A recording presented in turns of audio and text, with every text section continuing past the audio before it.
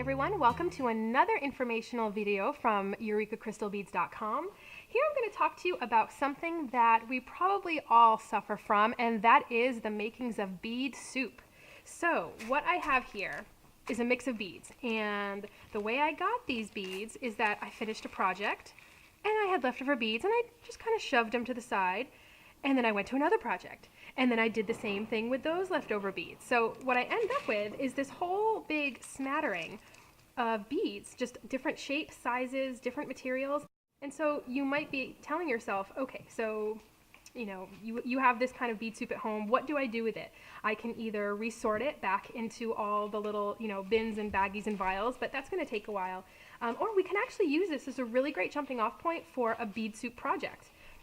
So what I have here is what I call a bead soup necklace, and it's just a really kind of funky necklace with leather along the back of your neck, and we have a really sort of contemporary look with the toggle right there at the side of your neck. Alright, so now something like this can be a little overwhelming to look at, and you might be wondering, okay, well, where do I start? Because perhaps you're someone who is not particularly comfortable with sort of this big mix and want something that's sort of like an A-B repeating pattern. Well, I'm going to show you some tips and tricks for working with something like a bead soup mix, and we will link you in the description box to my blog post that is going to show you step by step how to make this necklace, the actual little ins and outs, how long to cut something, how exactly to do everything that's in this necklace. But in the meantime, as far as the design part of this, because that's the part that really is tricky for many people, what I like to do first when I have bead soup is I start to pick out what I want to be my focal pieces. So if you look in this one here, I have this great little Swarovski bead here, and then I have some bigger elements throughout. So those are the ones I'm going to want to pick out first. So in this case, and yes, this is an actual bead soup, I'm going to pick out, I'm thinking maybe this great little check glass bead here.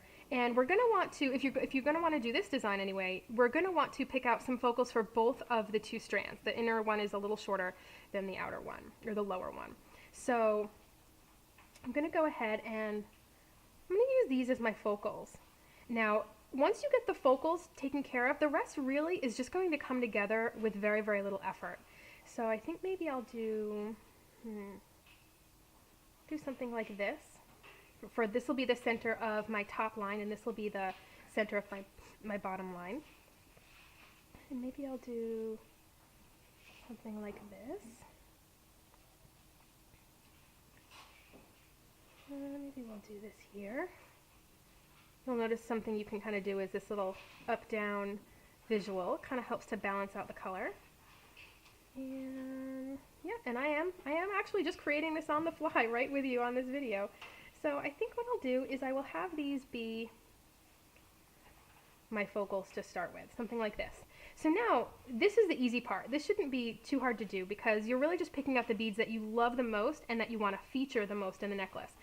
And now, as far as the rest of it, what I'm going to do is just kind of move some of these bigger beads off to the side, and I'm just going to pick up little bits of my bead soup here, and I'm just going to, just to visually get a sense of what's going to go where, I'm just going to drop in these little pockets of smaller beads. These will be my little filler beads. And just because something's placed down there doesn't mean it has to stay. But you can see we start to get a sense of what the necklace might look like. So now the next thing that I would recommend is take a look at those filler beads and see if you want them to move around a bit. So for example, I ended up with this little cluster of 3 red crystals. So I actually like kind of the contrast there, but I don't want them to all be together. So I might take one and put it here. And I might take one and put it here. And these great little check drops have some beautiful green iridescence. So, as you can see over here, I ended up with some brighter green crystals sort of chunked together on this side. So maybe I'll take some of those and I'll spread those throughout the necklace a little bit more. So really, that's all you have to it. I sometimes call it filling the gaps. So basically, when we put down our focal beads, we had these gaps in between each of them, and now we're just kind of filling them up with other beads. So I call it filling the gaps. We used this bead, for example, to fill the gap between these two focals, and then we have these beads to fill the gap between those two focals right there. So I think the best thing I can recommend to you is try not to overthink it, because if in this bead soup, everything just really sort of looked really good, really eclectic, really funky. This is definitely for those who might want something a little bit funky. Great for summer. And so really, the work is sort of done for you. You just sort of have to let go of that anal retentiveness and just let yourself kind of have fun with the design. No matter what, it's really going to look good.